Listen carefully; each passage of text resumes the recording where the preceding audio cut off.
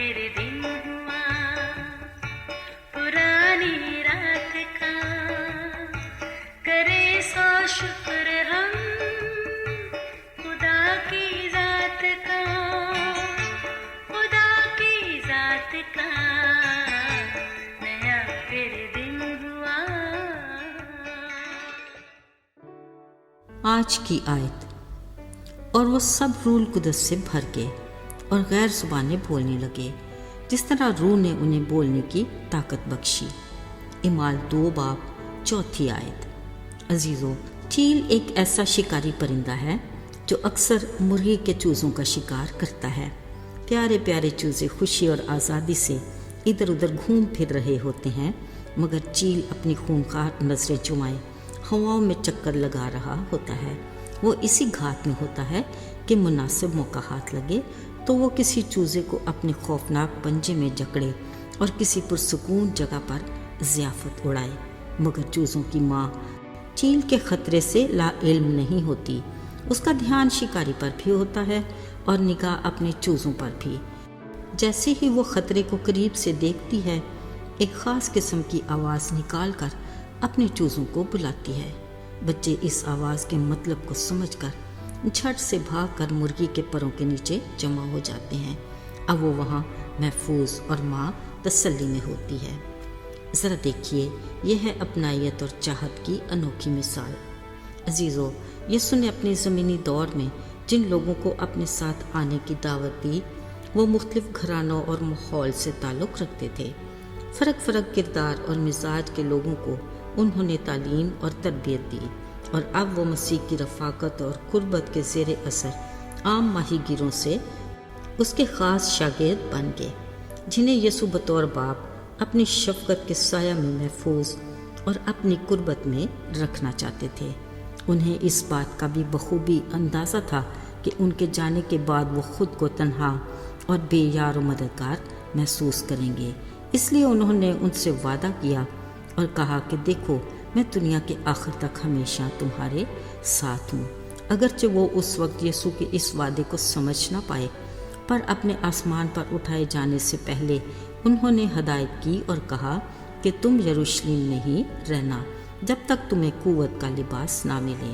میں اپنا مددگار تمہیں دوں گا، یعنی روح القدس، وہ ہمیشہ تمہارے ساتھ ہوگا۔ عزیز و کلام مقدس میں لکھا ہے، یسوع کو وداع کرنے کے بعد وہ سب یروشلم میں واپس آئے اور بالا خانہ میں جمع ہوئے۔ ان شاگردوں کے ساتھ وہ عورتیں جو یسوع کی زمینی زندگی میں یسوع کے ساتھ ہوتی تھیں، علاوہ یسوع کی ماں مریم اور ان کے بھائی، اور تخمیناً 120 کی جماعت بشمول متیہ جو یہودا کی جگہ دعا اور خدا کی مرضی سے ان میں شمار کیا گیا۔ یہ سب اسی بالا خانہ میں رہائش پذیر تھے، جہاں یکجان ہو کر وہ دعا میں مشغول رہتے۔ اب یہ اپنے یسوع کی طرف سے مددگار روح القدس کے انتظار میں تھے۔ کلام مقدس میں لکھا ہے کہ جب عید پینتیکوست کا دن آیا تو یکایک آسمان سے ایک آواز آئی، جیسے زور سے آندھی کا سناٹا ہو۔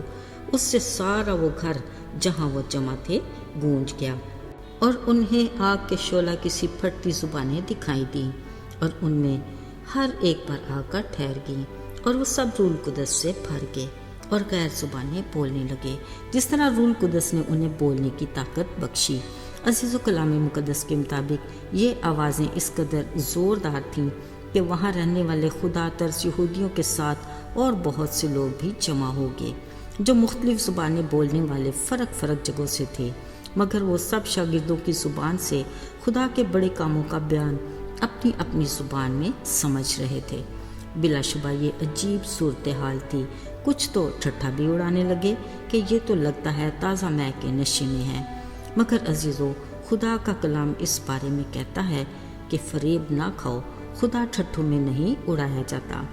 عین اس وقت پطرس کھڑا ہوا اور بلند آواز سے پکار کر لوگوں سے کہا، تم سب جان لو اور میری بات کان لگا کر سنو۔ یوئیل نبی نے روح کی تحریک سے جو کچھ کہا وہ آج پورا ہوا۔ خداوند فرماتا ہے، میں اپنے روح میں سے ہر بشر پر ڈالوں گا اور وہ نبوت کریں گے، اور میں اوپر آسمان پر عجیب کام اور نیچے زمین پر نشانیاں دکھاؤں گا، بیشتر اس سے کہ خداوند کا عظیم اور جلیل دن آئے، پر جو خداوند کا نام لے گا وہ نجات پائے گا۔ عزیزو، یاد رہے یہ وہ وقت تھا کہ یسوع نے اپنے شاگردوں کے لیے مددگار روح القدس دینے کا وعدہ پورا کیا اور انہیں قوت کا لباس ملا۔ وہ پطرس جس نے ڈر کے مارے یسوع کا انکار کیا تھا، آج روح القدس کی قوت سے لوگوں کی بڑی بھیڑ کے سامنے کھڑا ہو گیا، اور اسی روح القدس نے اسے متحرک کیا اور یہیں سے اس کی خدمت کا آغاز بھی ہوا۔ ان کی گواہیوں کی بدولت بادشاہی کی خوشخبری کا کام شروع ہوا، جس سے ابتدائی کلیسیا وجود میں آئی۔ وہ ہر روز رسولوں سے تعلیم پاتے، رفاقت رکھتے، روٹی توڑتے اور دعا کرنے میں مشغول رہتے تھے۔ عزیزو، آج بھی خدا اپنے وعدے کے مطابق اپنے ایماندار لوگوں کے ساتھ ہے اور انہیں اپنی رفاقت میں اپنے پروں کے سایہ میں محفوظ رکھنا چاہتا ہے۔